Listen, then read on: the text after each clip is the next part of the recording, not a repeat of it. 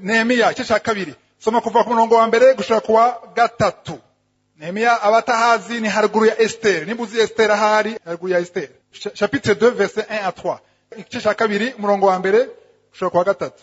Nuko mu mwaka ugira 20 umwami Aritazeruzi ari ku nganji, mu kwezi kwitwa Nisani, umunsi urizina, umuvinyu wari uteretse imbere y'umwami, maze ndawakira ndawumuhereza, kandi sinari bwagire umubabaro ndi imbere yiwe. Nuko umwami arambaza ati, mbega ko ubabaye wiraburaniwe mu maso kandi utagwaye? Ivyo nibiterwa n'ikindi atari umubabaro wo mu mutima, ndaheza ngira ubwoba bwinshi. Ndamwishura ati, mwami nyaguhora ku nganji, mbega nobura kwiraburanirwa igisagara c'abasogokuruza aho bahambwe carabaye amatongo, kandi amarembo yacu yarahiye. Kuva murongo wa mbere gushika gatatu batubwira Nehemiya yarafise igikorwa kidasanzwe. Novuga yuko ndari chef wa protocole y'umwami.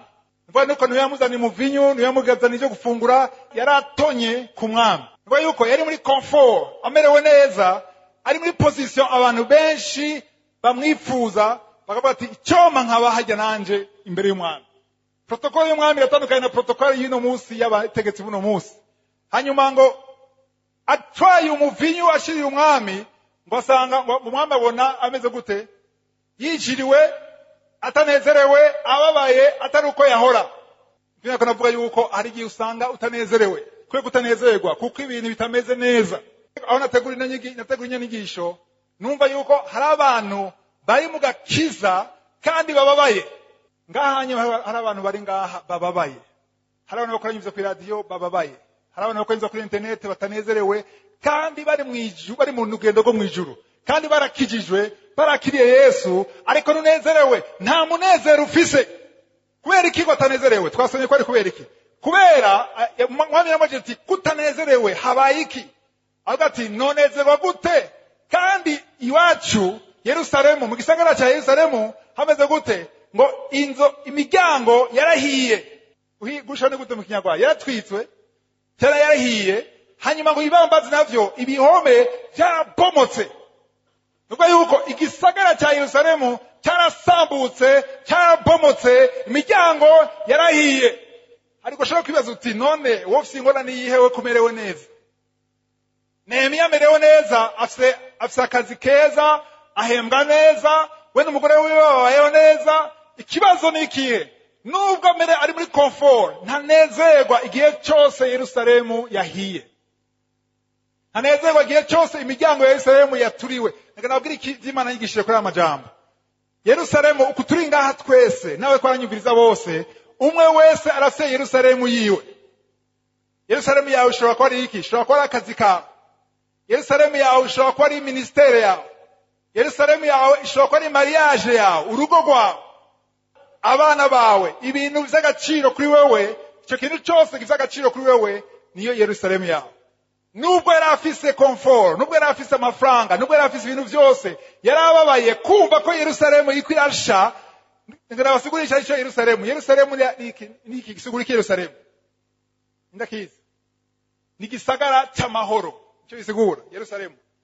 La cité de la paix. Ni gisagara cy'amahoro. Nta mahoro yashaka kugira Yerusalemu yahiye. Kweri kibayubaka. Kweri ki nagenda basiguriye gatoya muri Yerusalemu, muri Israeli ibisagara baravyubaka. Hana kujya twubaka i Burundi amacroture andur n'isima. Ibisagara baracubaka, bagikikuza cyose, bagira n'irembo, ukamenya ko winjiye mu gisagara. Si ibi vyino hariho frontiere, ariko hari uragana mu musozi ukinjira. Kweri kibubaka. Muramwumvise Yeriko yuko ibambazi bya Yeriko byagize gute? Byarabomotse. Yeriko yari ibambazi, Yerusalemu yari ibambazi. Ibyo bambazi bisigura iki? Bisigura protection. Protection ni iki? Kuzigama.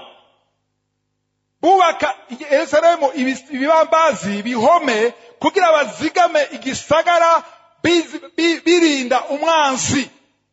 Umwansi w'igisagara iyo hari kiba ihome byari bigoye kwinjira.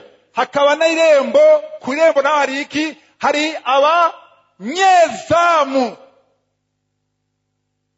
none nuko nanda none ivyo bintu aravuga bidutwara hehe iyo biko dutwara shaka kwereka yuko hariho Yerusalemu yawe iri kwirasha cyangwa yamaze gusha nimba ihagaze neza naho utegereza kuyirinda. Imana ishimwe. Hari abantu twinjiye ngaha nk'abantu ordinaire tuza kuva ngaha turi abanyezamu. Ndashaka kuve ngaha ari umunyezamu. Haleluya. Umunyezamu inyigisho yise izamu ry'amasengesho. Ibintu byinshi byaraparangaye mu ishengero, byaraparangaye mu bana b'Imana. Uravye ibintu biba muri eglise, ishengero rya Kristo yiguze, uribaza uti haracyari abanyezamu kubera umwansi yarinjiye. Umwansi ninde? Ni Satani. Satani arashobora kwinjira mu rugo rwawe, muri mariage yawe, utaruguruka amaso ubone icyo genda gusigurire, uzokwama ubona ko Satani ari umugabo wawe, cyangwa Satani ari umugore wawe, cyangwa Satani ari umwana wawe, cyangwa Satani ari chef wawe ku kazi, ariko ntutahure yuko urugo rwarabomotse, ibihome byarabomotse, irembo ryarahiye, ariko hasaba iki? Hasaba kurinda iyo ritarabomoka. Ariko ryabomotse hasaba kugira gute? Mu Kirundi gute? Gusanura? Kurestora, kubaka. Umaze kubaka hagati haba izamu. Ndabaze umunyezamu akora imisi ngahe kundwi? Kubera imisi yose. Ashobora kugira imisi 5, kwikugira imisi yose. Ashobora gupima imisi 5, bajya ba societe baze city security, lundi à vendredi contrat. Gusa samedi na dimanche abantu baryamye, sivyo? Ariko nimba ushaka umunyezamu acunga ryari imisi yose. Abwira hari abantu ngaha bakoranye bari ngaha n'abazonyumviza kuri internet, bigeze ko abanyezamu ariko barataye position, baravuye ku izamu. Ega nabwiye yuko iyo uvuye ku izamu umwansi aranezerwa. Ari mubizi? Iyo uvuye ku izamu umwansi aranezerwa. Kubera iki? Kuko iyo uvuye ku izamu umwansi arinjira atacyamira, sivyo? Ega nabwiye yuko musanze urugo ushaka kwinjira muri Yerusalemu waca mu irembo, sivyo? Ariko mu marembo yagize gute? Yarahiye. Amaze gusha hari ibihome. Ibihome naho twasonye gute? Ngo ibihome byagize gute? Byarasenyutse byose. Bisigura yuko umwansi ari we Satani, cyangwa umwansi iyi nkuru tuyumva mu buryo bw'impwemu cyangwa umwuka no muzi. Umwansi yaje agasanga ibihome biri hasi, hakeneye no guca mu irembo, arajabuka kinjira atashatse hose. Hari abana b'Imana uno munsi ingo zarasenyutse. Ndabwiza ukuri, ibintu ndabwirana by'ukuri, Imana yabinyemeje by'ukuri. Hari abana b'Imana n'abakozi b'Imana, abana b'Imana, abakozi b'Imana bafite ibikorwa batakiri ku izamu, batagisenga, badasenga. Ndabwiza ukuri, basenga ryari? Basenga dimanche bagiye muri eglise. Ahandi basenga ni rimwe na rimwe bagiye bagira bafungure barasenga. Manda gushima kuri izo mfungurwa uzihezagire mu izina rya Yesu. Amen. Mu gitanda ajyanye yavuye kugusenga abo mu bipere, sivyo? Abipere murabazi kubipa, ndatazi kubipa ngaha. Ngira nkuko muhaba boss mutegeze mugira ingorane. Kubipa ni ubunye shaka goro kumuhamagara, ntabanzi ko wewe telefone yiwe afite amayinite, sivyo? Je visa yo kubipa. Hari abantu bagumana yo kubipa ntabure. Uramuhamagara goro igasona rimwe urutoke rumeze gutya. Kuko wihenza kitaba n'utworoze kandi turahera. Igisona puf gacukupa. Gacurindira ko hamagara. Hari abasenzi ba bipere. Abaje mana wamboye ndi ngaha. Ndakweretse umunsi gacusohoka. Ndaza kwereka akamaro k'amasengesho ni migenderanire. Haleluya. Amasengesho si commande. Amasengesho ni relation, mbyandike. Amasengesho ni relation, ni migenderanire. Gituma dusenga dushaka kugira imigenderanire n'Imana. Nandiho ruvuga yuko impwemu yawe cyangwa umwuka wawe uja en communion hamwe na mwuka wera, ari we mpwemu yera. Amasengesho cyo cyambere, amasengesho no kuganira n'Imana. Kuganira n'Imana biragora abantu benshi gutahura. Ko bazi ko kuganira n'Imana bisigura yuko tuza kumva ijwi audible. Nabwire kuganira n'Imana, urasenga, urabwira Imana, urayitazira, urayihimbaza, ariko hariho kumviriza icyo Imana ikubwira. Hari umuntu abambwira ngo je nayijira amasengesho ntarumvise icyo Imana ivuze. Imana ntituza kubwira ubwo nyene. Nimba wasenze mu gitondo ugume wumviriza ijwi ryo mu mutima. Amen. Si bose baronka amavision, si bose baronka amaparole de connaissance, ariko ari ijwi ry'umutima rirakwereka n'amakosa urimwo rikaguhanura ati ivyo bintu bireke, kora iki niki niki. Rero ntimuzi ko Imana ivuga, Imana iriko iravuga. Ikintu cyose kikwereka inzira nziza ihwaye ijambo ry'Imana ni mpwemu yera ariko aravuga nawe. Igihe cyose kurasenga rero, niyo uvuye gusenga itegure kumva icyo Imana ivuga. Cyo cya kabiri. Cya gatatu cyo gusenga, ibintu bitatu ndababwira. Cya gatatu cyo gusenga nukurinda urugo. Haleluya. Urugo ni iki? Ni wewe, kurinda ubuzima bwawe, kurinda ubushaho wawe, kurinda ivyo Imana yaguhezagije, kurinda amasezerano y'Imana. Nashaka twumve yuko hari ibintu byinshi bimaze kuba bikubirinjira mu buzima bwawe ariko bidakwiye kuhaba. Hari ibibazo biba mu buzima bwawe bidakwiye kuhaba. Umuntu azokubwira ngo niwakizwa nta kibazo uzokugira, uzomubwira uti Imana igufashe kuko ivyo ndisivyo. Ko Yesu niyavuze ngo nta bibazo muzogira. Yavuze ngo muzogira ibibazo, haleluya, ariko nimugire gute? Nimutinye, kuko nzoba ndi kumwe nande namwe. Mu bibazo Yesu azoba kumwe nawe. Nta mukozi w'Imana tubona muri Bibiliya n'umwe yagize ubuzima atakibazo na kimwe aciyemo. Hari ibibazo Imana irekura bigufasha gukura no gukomera, sivyo? Ariko hari ibibazo biba mu buzima bwawe kubera urugo rwasenyutse. Uko bitahura? Hari ibibazo biba mu buzima bwawe kuko atarembo rihari ryarahiye. Hari ibibazo biba mu buzima bwawe kubera urugo rwamaze gura gute, rwasenyutse. Satani naye aje, haleluya. Yesu yavuze gute? Yesu yavuze ngo niwa mwirukane dayimoni kavayo ikagenda mu bugaragwa cyangwa mu butayu. Iyo dayimoni yagaruka igasanga hari amakaro hasa neza, nuko yuko hari comfortable kuri we, ngo ntaca yinjira ubwo nyene ngo asubire inyuma akarondera abandi indwi bamurusha inguvu, bakaza bose, bakaza rero kwinjira, kuko iyo huguruye Satani aranezerwa. Ikintu cya mbere Satani akeneye gukora mu buzima bwawe ni ukugutesha ubuzima bw'amasengesho. Iyo atayizamu umwansi arinjira, biroroshe, no mu isi niko bimeze. Iyo atazamu rihari, mbwira yaba amazu y'Ibujumbura atarugo ruhari, atakrotiri hari, imiryango ikarara yuguruye, byogenda gute? Abasuma bogira gute? Barazi yuko hari umunsi ejo harabaye itegeko ry'umukuru w'igihugu, ejo amazu yose nimuze mugara imiryango, mugura amarembo mwese, ni itegeko. Kandi muje kuryama muri chambre, apana muri salon. Apana kuryama muri salon, mujyame muri chambre. Kuvuno munsi uzoka kumujyama, abasuma bacata gufota les mains. Nibikane nta buhinga bukeneye, urinjira ukajya muri salon, television, écran plat, uraterura gutya ugatwara. Kubera iki? Haruguruye. Nicyo gituma Imana ishaka twishyira munsi. Hari ingo nyinshi zuguruye, hari abantu benshi buguruye. Satani ibibabazi yarabomotse, amarembo yarahiye. Nicyo gituma yinjira, wageze ku murongo wa 3. Soma kuva ku murongo wa 4 gushaka ku murongo wa 10. Tubandanye. Ugambye twumvise yuko Nehemiya arababaye, nkuko nawe ushobora kubabajwe n'ibintu bitameze neza. Mariage yawe imeze nabi, urugo rumeze nabi, ku kazi imeze nabi, ahantu hose imeze nabi, ministeri imeze nabi, wumva uwabaye, ubuvyivye umutima, none ukora iki? Nehemiya umwami yaramubajije, haleluya. Daga nababaza ikintu kimwe, uyu mwami ngo nabugire ko uyu mwami ni ishusho y'Imana.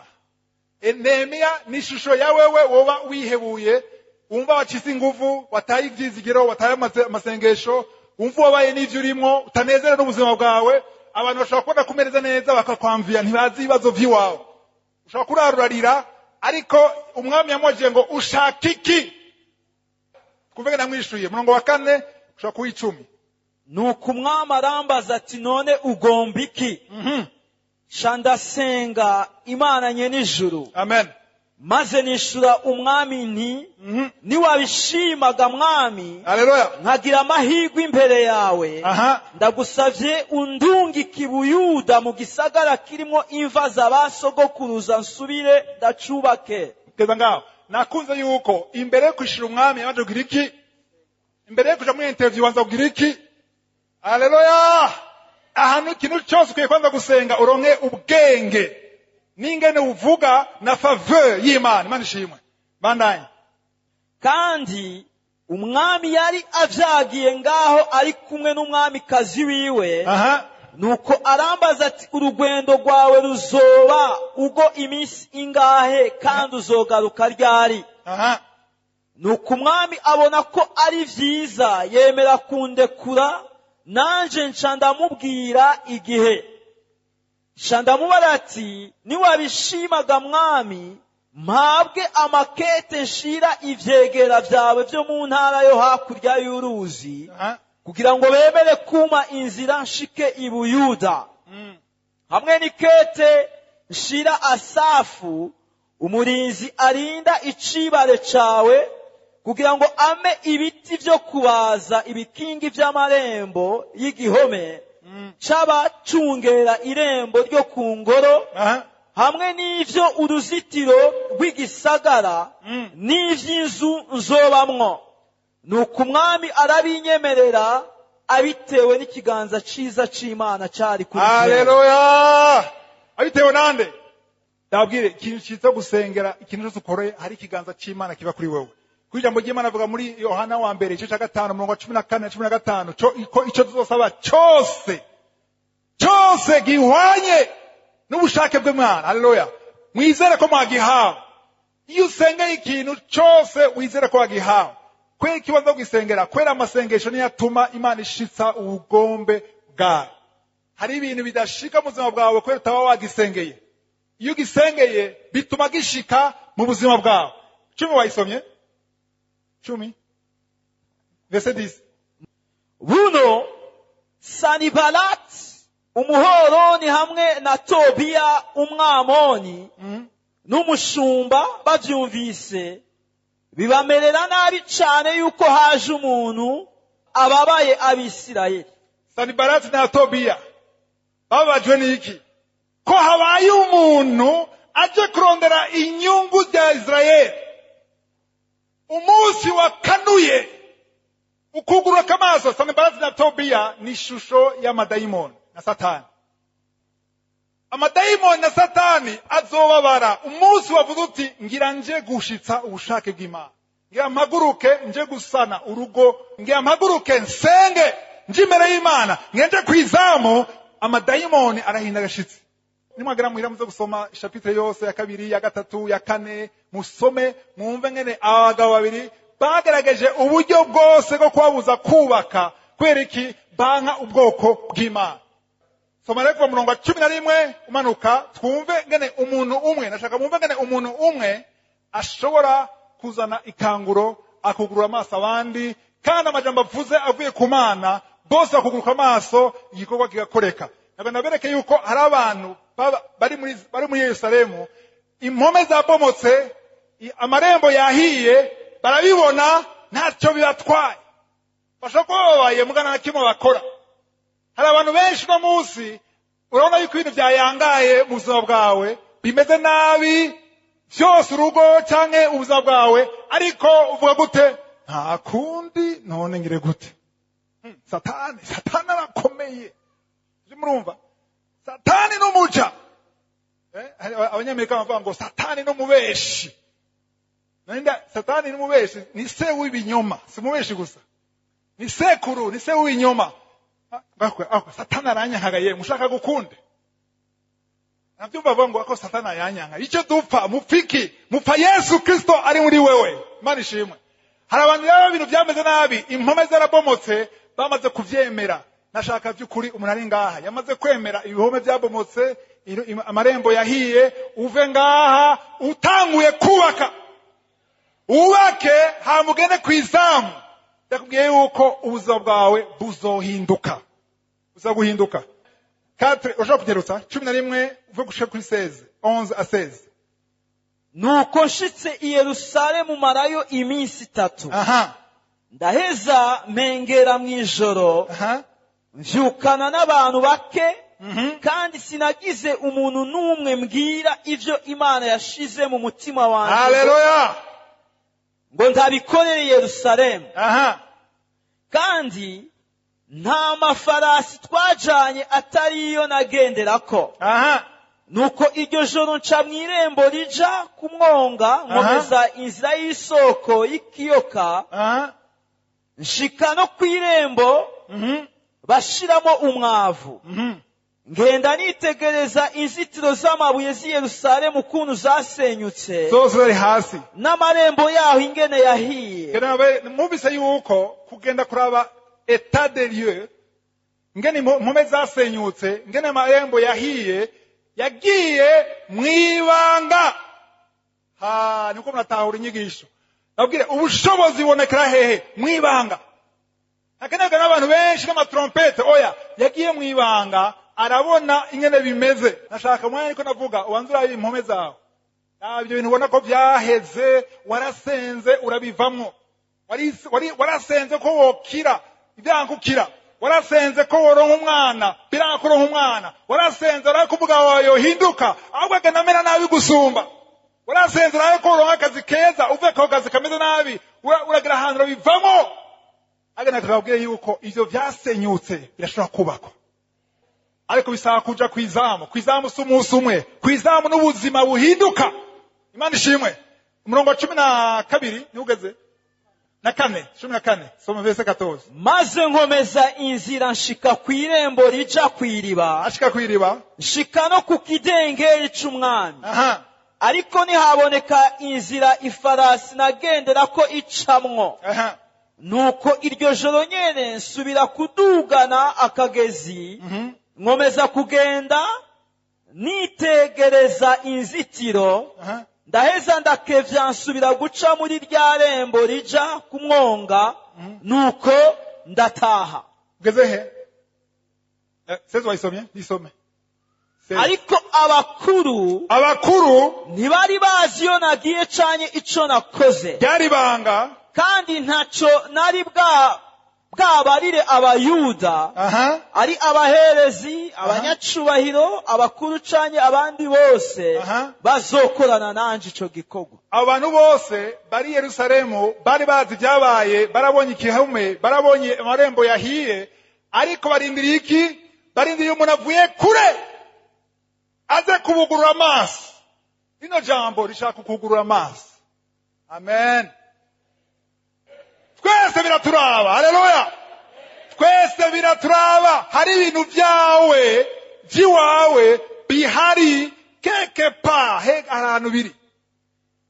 Nabwira hari abantu benshi bapfuye barabahamba bataronse ibintu byabo. Ari mubizi? Hari abapfuye batarongowe n'abagabo babo. Akarinda afata aronse umugabo wiwe. Agapfa tana mariage agize, ariko uwo mugabo we yarahari. Hari abapfuye badakoze igikorwa bari gukora, ministere bari gukora. Hari abapfuye batanditse igitabo bari kwandika. Kubera iki? Ntibamenye guteresharja, gukwega ibiri dans les lieux célestes. Ahantu ho mw'ijuru. Haleluya. Abanyefeso 2:10 ngo byose ibikorwa byose byiza byararangiye. Uguti byararangiye. Twamagawe kugira gute? Kubigenderamwo. Amasengesho niyakwega, aratransforma, arahindura ibintu bikaba muri forme spirituelle. Birava muri forme itaboneka bikaza muri forme iboneka. Haleluya. Naragerageje byaranse gute? Wagerageje gute? Nagerageje rimwe biranga. Ngerageza ndabe hamba biranga. Wacyugira ikinone nawe bivuyemo. None waravuye mu gakiza. Ntaco none ukavamo gute? Kana kagumemwo omwe ndagapfiremo. Abakristo benshi bagati ntaco gopfira mu gakiza. Agakiza ni vyiza. Ndabwire yaba gakiza munyibize neza. Yaba gakiza, mission y'agakiza ariyo kuja mu ijuru. Umwanya watuye Yesu bonyene paf tuje mu ijuru tupfa. Nimba utapfuye hariho mission ndiho agufitiye ngaha. Uguma ngaha bwirushitse banza bibaza uti kubera iki Imana ngumije ngaha? kubera hari ibintu ashaka gukora. Ko ndabibona none nturi muri position yawe, wataye position. Abagize igisoda, abagize SMO, sivyo? Unaka ataye position, hari position hari kurimo wayitaye, umwansi yaje asanga position yawe iri vide, atagira gute acayinjira, sivyo? Aha rero ndabumvize amajambo, mwumvirize neza umurongo wa 17. Mwumvirize amajambo Nehemiya yababwiye abagabo bakomeye, abategetsi, abantu bose, abagira bakonvenke, abumvishe ko bishoboka. Ibidashobokera n'abantu birashobokera Imana. Haleluya. So umurongo wa 17. maze ndababwira nti mbega ntimubona ayo twabonye, ingene i Yerusalemu hahindutse imisaka n'amarembo yaho akaba yarahiye. Imbere yuko bandanya, mbega ibi ariko arababwira ntavyo bazi? Barabizi kumusumbya, kuko igihe hasha barabibona.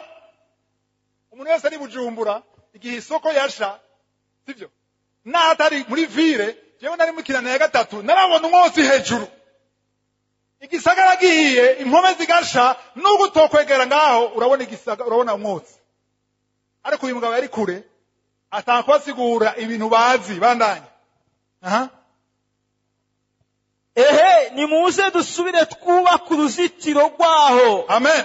Kugira ngo nitwame turagatwengo.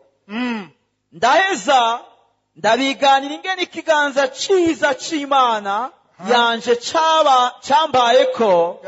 Ndabiganira n'amajambo umwami yambwiye. Haleluya.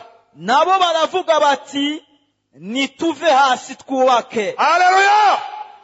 Ko mutanezerewe, nituve hasi twubake. Nagira muranezerewe ko bavuye hasi. Umviriza, abagabo bose bari ngaho barindira umuntu umwe gusa aza kubabwira ati raba none none turabizi. Aca babwira amajambo umwami yamubwiye, aca bashingira intahe. Nicyo navuga ati shinga intahe, tanga ubuhamya. Intahe ziraremesha, intahe zirazura ivyizigiro. Haleluya. Yabwiye ati raba faveur nagize ku mwami, jewe ndagira faveur ku mwami. Raba ngene tuko turamaramara, raba ngene dutwenga, baduseka. Reka duhaguruke dusane. Ngo bose hamwe bavuga gute? Ngo ico kintu ni ciza, ngo iso fortifier, bariremesha, bashavuga ati ico cyumviro kirarashe. Ni ciza. Duhaguruke. Nabwire nta bomba atomike yazanye, nta sumu ingenieur yabazaniye ivyizigiro.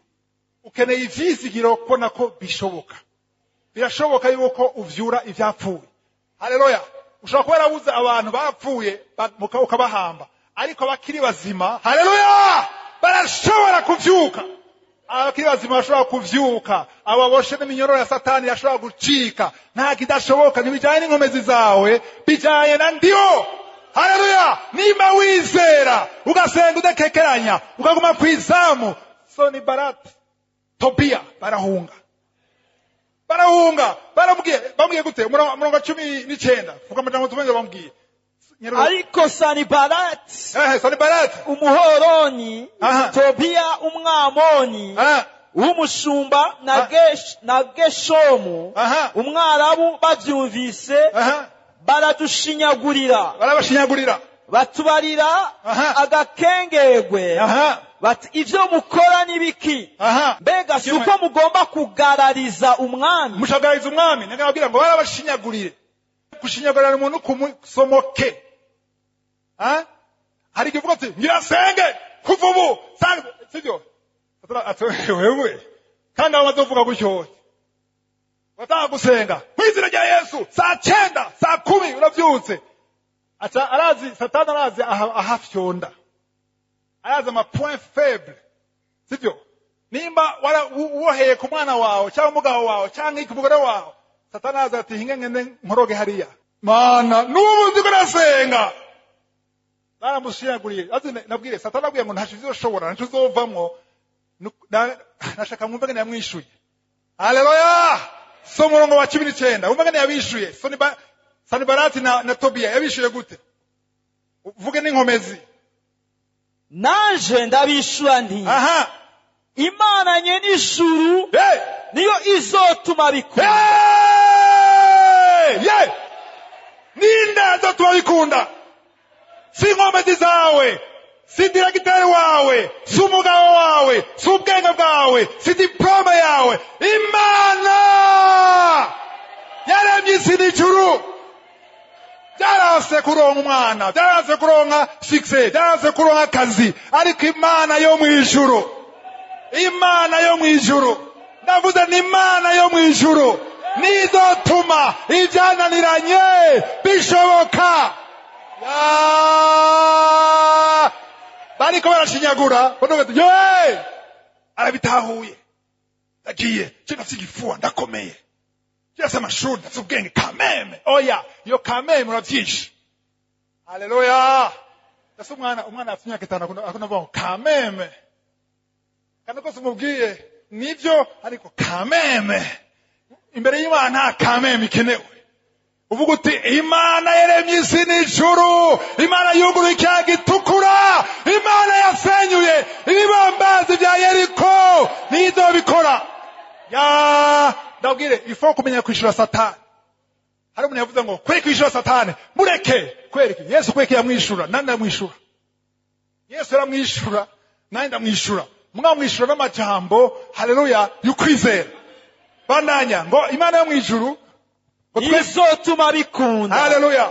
Nico gituma twebwe abasavyi bayo dushirako tukubaka. Haleluya. Ariko mweho nta mugabane, nta bubasha, nta n'icibutso mufise iyo. Haleluya.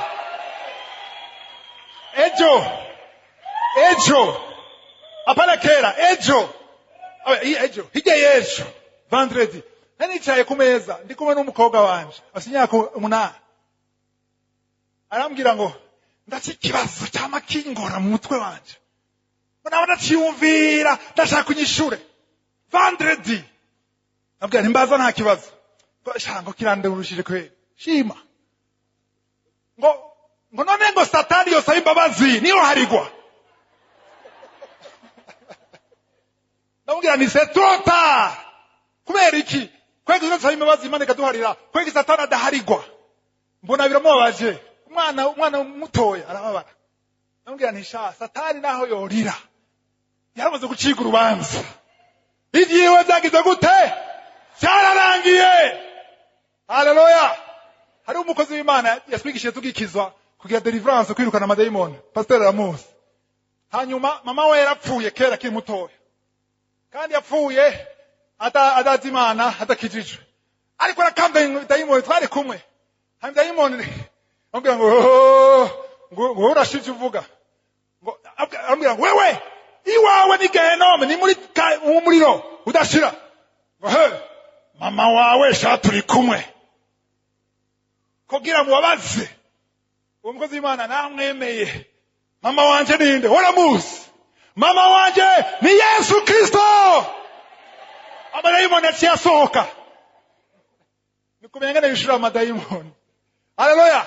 Amadayimoni akinira koma emotion yawe, ashaka kubabazwa n'utuntu dutoya, sivyo? Wanafashe decision kugira ibintu byose ku murongo, akantu gato gusa nagabuta fyonda, araza hana fyonda. Urageza ubwira Satani uti fyonda ushaka natuhindura. Nembwiye ati twebwe abakozi b'Imana, haleluya, tuzohaguruka tuzokubaka, ariko mwebwe ariko mwebwe nta mugabane mufise, nta na souvenir. Bona souvenir. Twebwe ibyo bakoze uno munsi muri 2020 ko turabivuga, tubivuga neza nk'abanesheje, ariko Tobiya tumugeranya nande? Satani. Nta mugabane mufise muri Yerusalemu, nta mugabane mufise ku masezerano y'Imana. Shaka muvuge, ariko success yacu uzotuma bishoboka ni Imana yaremye isi n'ijuru. Kumbura nta mashuri ifise, nta bwenge ifise, nta bagenzi ifise, nta muryango ufise, ariko icyo ufise, haleluya. Petero na Yohana bavuze ngo nta mafaranga mfise, nta feza ngira, nta zahabu ngira, ariko icyo mfise ndakiguha. Haleluya. Mwizina rya Yesu haguruka. Yashaka amafaranga, yashaka ikintu gifatika. Benshi ngaha n'abariko baranyumviriza babona ko kuza ku Mana ari kuronka ibintu bifatika. Hari umuntu yambwiye ngo none nigeze kwisha muri Kanguka ngo Yesu ntiyaje kuduha amakado. Ndavyumvise muri Kanguka. Yesu si grand-père wacu. Ntiyaje kuduha amakado nka Père Noël. Yaje kugira turonke ubugingo busagutse. Yaje kugira turonke ubugingo ubuzima. Yaje kugira tuneshe. Haleluya. Ariko rero hari umuntu cyangwa ngo none nimba Yesu ataje gutanga amakado n'imigisha, uragerageza ubivuge gakeya ko abantu batazosubira kukumviriza. Ndavuga nti rero kwiye gutahura ko icyazahiye Yesu sukuduha ibintu bishira. Yaba Yesu aje kuduha ibintu bishira, ama Mercedes, ama jet privé, bariko baragowe ba Paulo. Ko basa n'abakene, ariko bavuga ngo turasa n'abakene, ariko dutungishije benshi. Kubera imigisha yandiho iraza igihe cyose turi kwizamu. Haleluya. Ivyo Imana yateguye mu ijuru biramanuka. Haleluya. Abahamagariwe gutanga mu mikorwa y'Imana, Imana yabahezagira kubera amasengesho. Ushobora gusengera ishengero, ugasengera ishengero, ukaguma kwizamu, amafaranga ntazi wawe akaza ku bandi bahamagariwe gutanga. Wowe wahamagariwe gusenga. Kumuntu ronka ayo mafaranga ariko ntacyo uzobura. Yesu ndiho niba umwungere wawe ntacyo uzokena, kuko uri ku mavi uri kumwe na ndiho, nta na kimwe uzobura ibyo abandi bifuza. Ariko ibyo Imana yaguteguriye uzogera gute? Uzobironka. Nakunze inyishu mwahabonye, uze kwasoma neza kandi mwebwe nta mugabane mufise, nta na souvenir Yerusalemu izobibuka ko mugeze kubaho. Uje muri Petero wa mbere cya 5:8, 1 Pierre 5 verset 8. Mwirinde ibiboreza. Mwame mugavye. Umwasi wanyu ari we Satani agendagenda nk'intambwe yivuga arondera uwo arotsa. Araduduriyeko. Haleluya.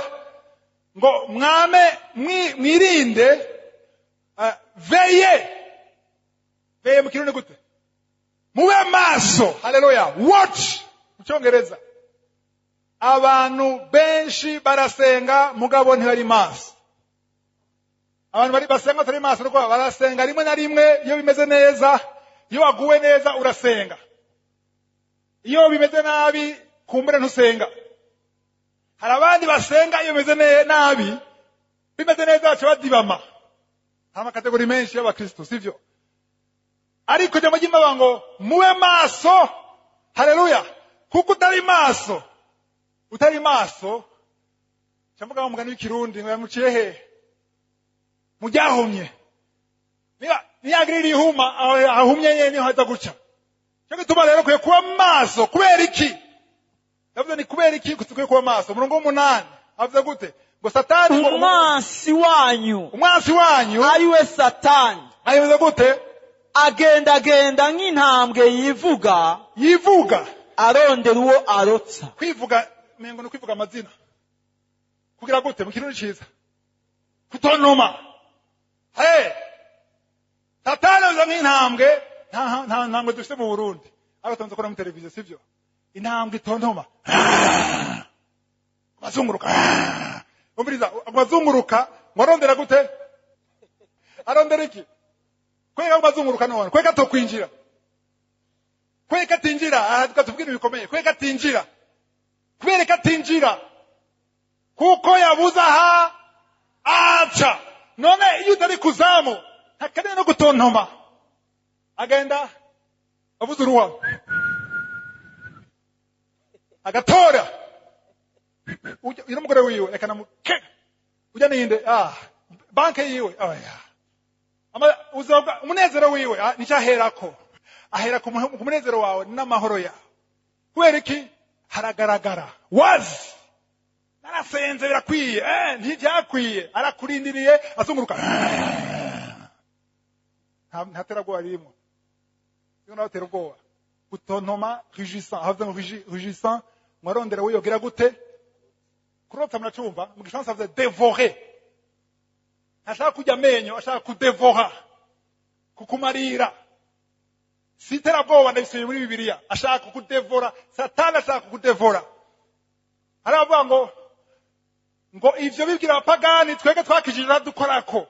Petero ko yandikira abapagani cyangwa abakizwa, ako yandikira abantu bakijijwe buzuye mpwemu yera, babatije amazi menshi, ati muragabe mube maso muje kuzamu. Haleluya.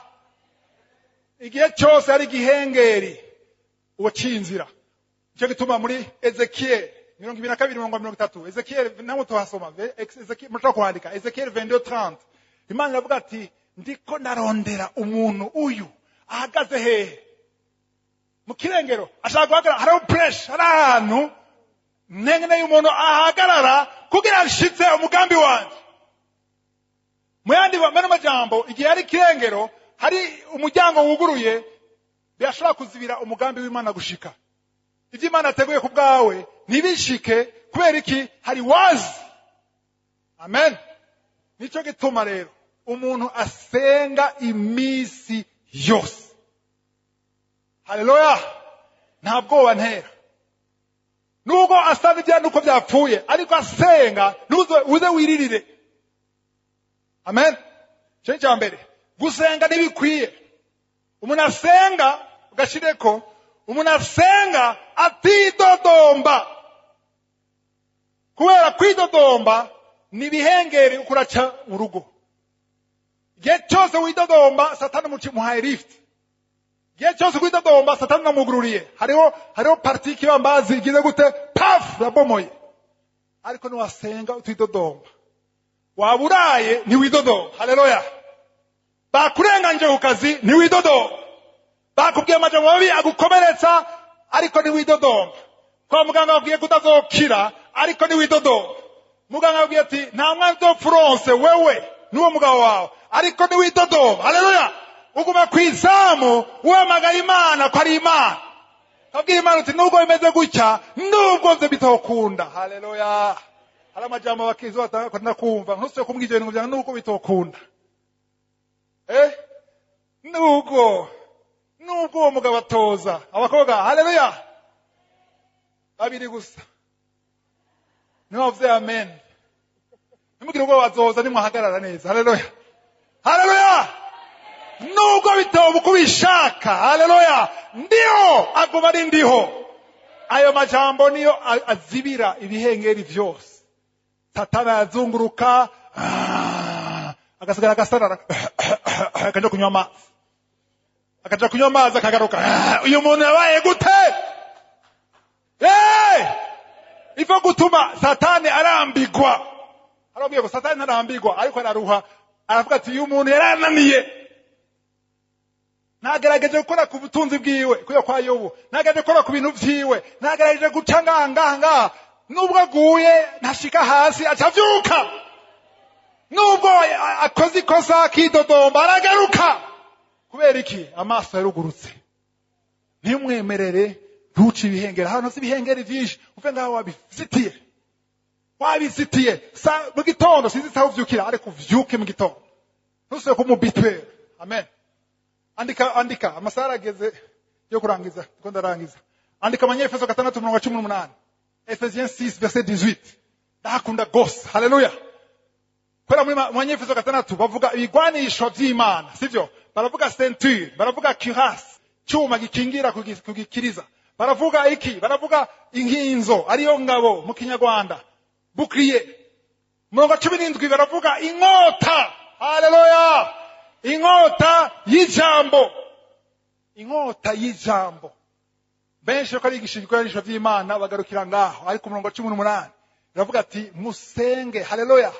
Mu Gifaransa bavuga ngo toutes sortes de prières, amasengesho y'ubwoko bwose, veillez à cela avec une entière persévérance. Mubikore mushkovya mutitiriza. Haleluya. Kuko ni wari ubushobozi. Perseverance ya gushikishikara gutitiriza. Nuko yuko nubwo hari bigora, nubwo hariho inkuru mbi, nubwo hariho impfu, nubwo hariho gucika intege, nubwo hariho gutukwa, nubwo hariho amadeception, nubwo hariho amayeshake, Yesu aguma ari ku ngoma. Ubuzima bw'amasengesho n'ubuzima bwa misi yose.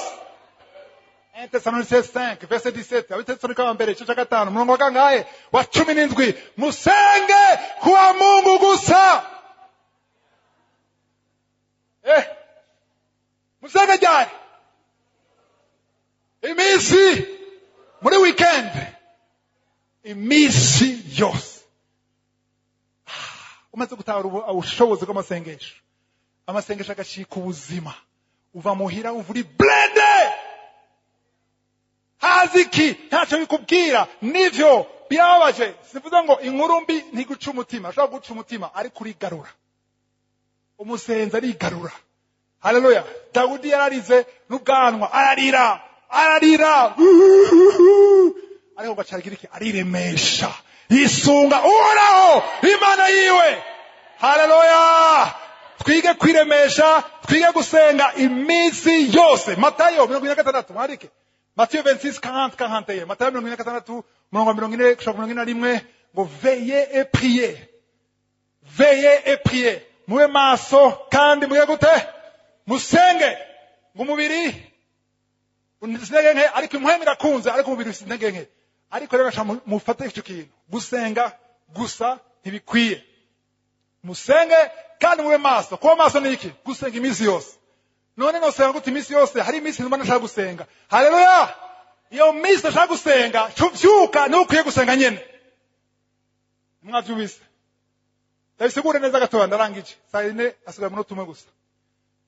Iyo minsi udashaka gusenga, nashaka kuve ngaho umenye yuko iyo wumva mu mubiri byanse gusenga, ntushaka gusenga, nta apeti nko babivuga, nta apeti yo gusenga, umenye ko ariho nyene ukwiye gusenga. Kubera iki? Kuko wageze ahantu ugirirwa mu mutego wa mwansi. Avuga ati hari ikintu cyatumye ucika intege, hari ikintu cyatumye ugira morale ntoya, hari ikintu cyatumye wumva udashaka kuvyuka, n'ivyikoze.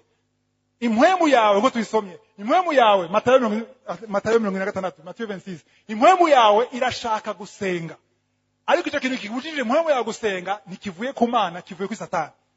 Nicyo gituma rero igihe wumva udakwiye gusenga, utagwaye, vyuka. Haleluya. Ube nka Dawudi, ufata urutoke urutumbereze ngaha, uti mutima wanje hezagira uhoraho. Haleluya. Ifo kuba aggressive, ndiho abahezagira. Haleluya. Egasenga ndangiza, umuntu yumva ashaka ko dusenga kugira ashobore kuronka ubuntu. Ntibishoboka ata ubuntu bw'Imana. Ashobora kuronka ubuntu bwo gusenga iminsi yose. Mana turagushima kuri Imana y'ubushobozi. Ndagushima ku muntu wese aciye bugufi agahaguruka kuko avuga ati nabyo no kwishoboza. Turakeneye ubuntu bwawe, na jewe nyene ndimo. Turashaka dushoboze gusenga iminsi yose. Ibihome byambomotse bisanuke, imiryango yahiye isubire ihagarare, udushoboze guma kwizaho kugira wa mwansi aza tubona ari kure azahunge ibintu byose byapfuye bigaragara n'ibitagaragara, byaba by'impwemu cyangwa ibifatika, byaba ari indwara, byose bihunge. Ubushobozi bwawe bugaragare, ubwami bwawe bumanuke mu buzima bwacu nk'uko byabaye mu ijuru, bibe hano ku isi. Icyubahiro cyose kibi cyawe mu izina rya Yesu, amen.